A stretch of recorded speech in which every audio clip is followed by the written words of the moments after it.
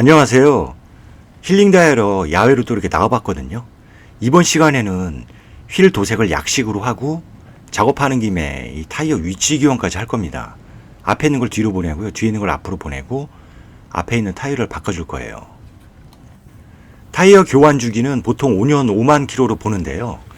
만 킬로마다 위치 교환하면서 타이어를 고르게 마모시키면서 타시면 그보다 오래 탈 수가 있습니다.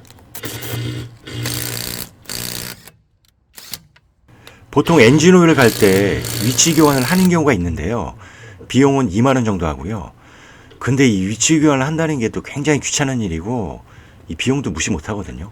이 깜빡해서 주기를 놓치는 경우도 있습니다. 이 주기를 놓친 상태에서 위치 교환을 해서 이제 노면 소음이나 진동이 간혹 올라온 경우도 있거든요. 표마모도 없는데 없던 트러블이 생겨가지고 이 휠 밸런스라든지 얼라이먼트를 보게 돼서 괜한 지출이 발생되는 경우도 있습니다. 그래서 어떤 분들은 이제 그 타이어가 앞쪽이 이제 뒤쪽보다 빨리 닳기 때문에 뒤쪽을 앞으로 보내고 이 뒷타이어를 새로 이제 교환하신 분도 있거든요. 이 비용적으로나 여러 가지 측면에서 보면 이게 더 현명한 방법일 수도 있어요. 근데 이것도 1년이고 2년 후에 또 두 짝을 교환해야 되는 또 번거로움이 있습니다. 저 같은 경우는 이제 시내 주행이 많아서 1년에 만 킬로 정도 타거든요. 타이어가 5년 차에 접어들면 이 트레드가 많이 남아 있어도 이 노후화로 경화돼서 펑크가 두세 번 정도 나게 돼요. 전 이게 싫더라고. 이 위치 교환은 이제 2만 킬로마다 두 번 정도 하고 5년 차 겨울 되기 전에 무조건 교환해 버립니다. 저는. 이거는 제 생각인데요. 이 결론은 뭐냐면 시내 주행이냐 장거리 주행에 따라 위치 교환이 결정된다고 보여지거든요. 그러니까 시내 주행 같은 경우에 이제 만 킬로 타신 분들은 안 해도 돼요. 저 안 한 적도 있었고 5년 동안. 그리고 장거리 주행 같은 경우 1년에 뭐 2, 3만 타신 분들은 위치 교환을 해야 됩니다. 이분들의 필히. 그리고 두 짝씩 교환하는 것보다 네 짝을 전부 교환하는 게 이 전반적으로 이제 주행 성능이나 이 안정감이 있어서 차이가 좀 큽니다. 이렇게 해서 이제 양쪽 바퀴를 이제 탈거하니까 지금 차가 볼품없어 보이죠? 근데 이 작업하다가 밖에 튀어가는 줄 알고 막 신고 들어오는 경우도 있어요. 이 제품은 이제 알리에서 이 폼건 스프레이랑 이제 카샴푸를 이제 구매를 했거든요.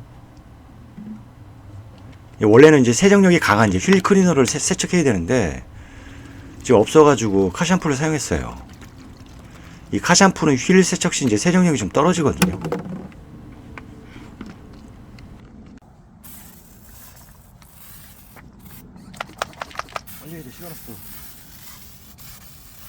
오, 이거 폼건 스프레이 이거 좋습니다. 이거 세차할 때 다음에 세차할 때 이걸 좀 사용해 봐야겠어요. 이거 사놓고 좀 처음 사용하는 거거든요. 이게 압착시키면서 이렇게 누르는 겁니다. 이렇게. 지금 빨리 해야 돼요. 빨리 지금. 지금 4시 다 됐고 4시가 넘었거든요. 해 떨어지게 생겼어요 지금. 이거는 이제 마로맥스 분무기거든요. 이것도 집에서 물을 좀 떠왔습니다. 이거 한 통이면은 뭐 휠 세척하는데 뭐 지장이 없더라고요.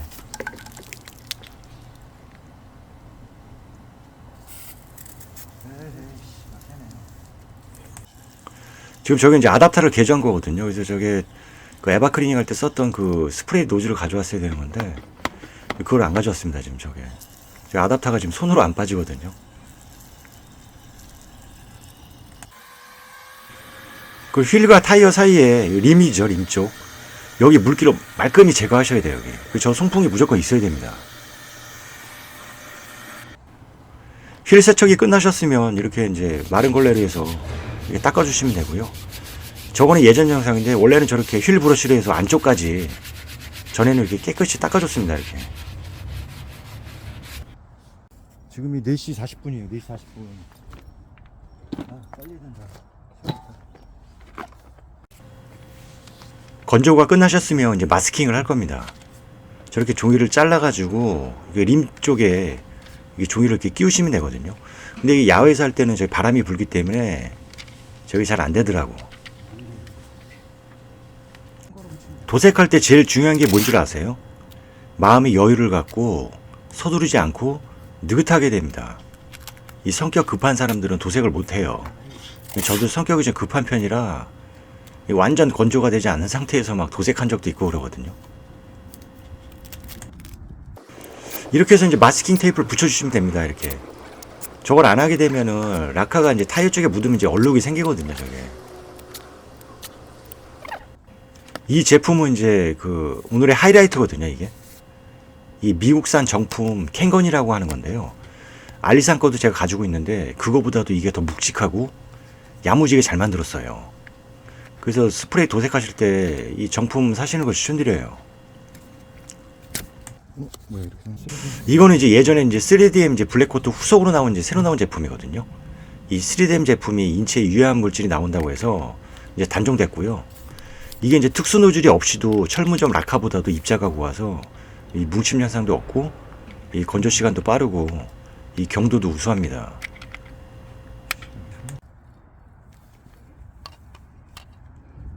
이런 타입은 이 손가락으로 눌러야 하기 때문에 이 손가락 겁나 아픕니다. 이게 나중에 하다 보면 이 손가락이 아파. 그래가지고 이제 이거는 손이 안 아프더라고. 예? 좋습니다. 마스킹이 끝나셨으면 요 힐캡을 빼낼 거거든요. 요 바깥에서 빼시면 이게 무조건 부러집니다. 이게. 그래서 바깥에서 이렇게 빼시면 안 돼요. 이 르노차들 보면은 요 힐캡 탈거하는 방법이에요. 저기 안에 보면 이렇게 이제 클립 같은 게 있어요. 저걸 빼내시고 저걸 누르시면 이렇게 되세요. 이렇게. 이게 탈거하는 방법이에요. 휠 도색 순서를 잠깐 말씀을 드릴게요. 이게 이제 FM드라는 방식이거든요. 400방이랑 첫 번째는 이제 1차로 이제 400방으로 해서 이렇게 갈아내 주셔야 됩니다. 2차는 이제 1000방으로 해서 물사포질을 하시면 되거든요. 이 사포깃을 내는 이유가 뭐냐면요. 이 도색 부위의 이제 점착력을 높이기 위함인데요. 이 90%가 연마 작업에서 결정 짓는다고 보시면 되세요. 옆에 영상은 6년 전 작업한 영상인데요. 이 접착면이 큰 부위는 이제 샌딩기로 이렇게 갈아내고 이 살 부위는 이 수작업으로 해서 이렇게 갈아내시면 됩니다. 근데 이게 사포질하는 게 굉장히 좀 힘들어요. 이게 손에 막 경련도 와서 이틀 동안 막 젓가락질도 못했습니다. 이거. 여기 림 쪽은 타이어를 탈착하는 과정에서 찍힌 곳이라 사포로에서 매끈하게 갈아줍니다. 저기를 안 갈아내면 도색한 후에 울퉁불퉁하게 도색이 되거든요. 이 부위는 이제 경계석이 이제 찍힌 부분이거든요. 도장용으로 널리 쓰이는 이제 일신용 빠데를 사용했고요. 휠 전용으로는 이제 부적합해서 휠 전용 퍼티나 3댐 레드 퍼티를 사용해야 됩니다. 손으로 해서 이렇게 퍼티를 발라주시면 되세요. 근데 제가 이거 6년 정도 됐는데 떨어지지는 않더라고요, 이거. 그리고 나서 이제 사포로 해서 매끈하게 갈아내시면 돼요. 지금 사포로 갈아낸 거거든요. 단차가 있는지 손으로 이렇게 쑥 이렇게 만져보세요, 이렇게. 마지막은 이제 소독용 에탄올로 해서 탈취 작업을 하는 겁니다. 지금 날씨가 약간 좀 쌀쌀하거든요. 이 히팅건으로 해서 이 라카 부분을 좀 이렇게 좀 가열을 해줍니다. 저렇게 해야 입자가 곱게 분사가 되거든요. 그리고 이렇게 해서 이제 많이 좀 흔들어 주시는 게 좋아요. 이렇게.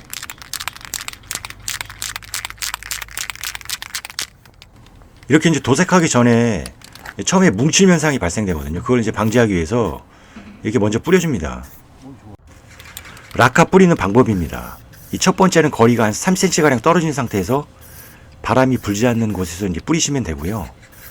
두 번째는 이제 한 번에 다 칠한다는 생각으로 뿌리시면 안 되고 가볍게 이제 뿌린다는 생각으로 하셔야 돼요. 이게 칙칙 칙칙 이렇게.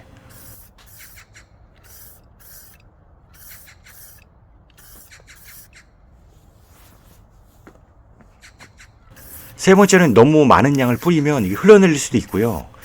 네 번째는 동서남북으로 해서 이렇게 뿌려주시면 되세요. 지금 세 번째죠, 이렇게.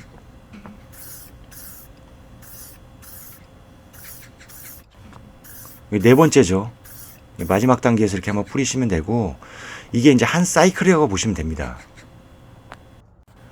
다섯 번째는 이제 건조 작업이 끝난 다음에 꼼꼼히 잘 입혀졌는지 이렇게 확인해 보시면 되고, 이 도색하다 보면 라카 절반은 그냥 버리신다고 보시면 되세요.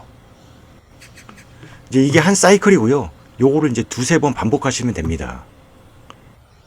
지금 이 제품 같은 경우는 이제 무광 색상이거든요. 유광으로 클리어를 사용하실 분들은 이액형 우레탄 클리어 사용하시면 되고요. 이 모비스에서 파는 그 제일 일신 라카들은 그 일회형 타입이라 이 도료 질도 안 좋고 광이 잘 안 나요. 우리가 그 부펜도 마찬가지고요. 그래서 이제 도색을 잘 아시는 분들은 일회형 타입은 절대 안 써요. 전에 그 휠이 그 일신 제품 그 클리어 제품으로 뿌린 거예요. 근데 클리어가 안 먹히더라고. 그리고 광도 잘 안 나고 이 한 달 되니까 클리어가 다 날아갔어요. 그리고 이 상온 흑색 착색제죠. 이거는 휠 4개 할 때 한 2통 정도만 있으면 됩니다. 이렇게 해서 이제 도색 완료가 됐고요. 이제 휠 캡을 교환할 겁니다. 이게 휠 캡이 지금 부러진 데가 많거든요. 보시면 이렇게 탈거해서 부러진 게 아니라 원래 이제 저렇게 부러진 상태에서 탄 거예요. 그래서 지금 이 휠 캡을 지금 4개를 좀 구매를 했습니다. 이렇게 새 거거든요. 이거. 이 건조 시간 같은 경우는 이게 작업이 저번 달에 한 거예요. 날씨가 상당히 좋았거든요, 이날. 그래가지고 한 20-30분이면 금방 마르더라고요, 이게. 거기다 이제 히팅건까지 사용하니까 이 건조 시간이 많이 단축됐거든요. 이 장착하는 방법은 그냥 꽂으시면 돼요, 저렇게. 여기 이제 구찌 쪽으로 해서 이렇게 태풍 마크랑 이렇게 일직선으로 해서 이렇게 꽂으시면 되거든요. 그리고 이제 마스킹 테이프를 이렇게 걷어주시면 됩니다.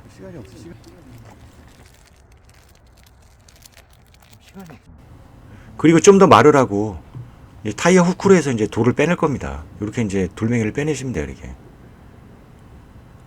이게 앞쪽보다 이제 뒤쪽이 돌이 많이 박히더라고요, 이게.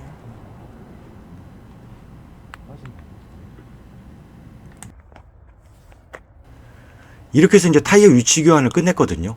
앞이랑 뒤에만 일단 바꿔줬습니다. 앞쪽은 일단 같이 해결해 놓은 상태고요. 앞 타이어를 이제 같이 해결해 놓은 상태거든요. 이 상태에서 저렇게 이제 서로 바꿔주시면 되세요. 여기도 이제 이렇게 바꿔주시면 되고요.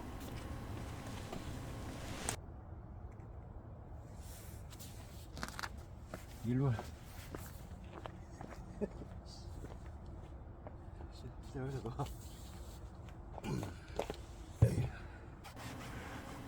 다 되셨으면 이제 마무리는 이 타이어 광택 재료에서 이 갈변 현상들을 이렇게 제거해 줍니다. 이렇게 이제 겉에만 바르시면 되세요. 이렇게 타이어 안쪽까지 바르게 되면은 이게 좀 약간 좀 미끄럽거든요. 막 타이어 미끄러집니다. 막 어떤 분들 보면 이제 이렇게 해서 신문지를 안에서 구겨놓고 최대한 약식으로 하는 방법이거든요. 저렇게 이제 구겨놓은 상태에서 이제 도색을 하시는 분이 있어요. 여기 위에다 이제 박스를 대고 이제 하는 방법이 있는데 이렇게 이제 도색을 하게 되면은 이 칠이 전체적으로 안 묻어요. 이렇게 밑에 쪽에. 그래서 제 생각은 이제 타이어를 빼고선 도색을 하시는 게 좋습니다.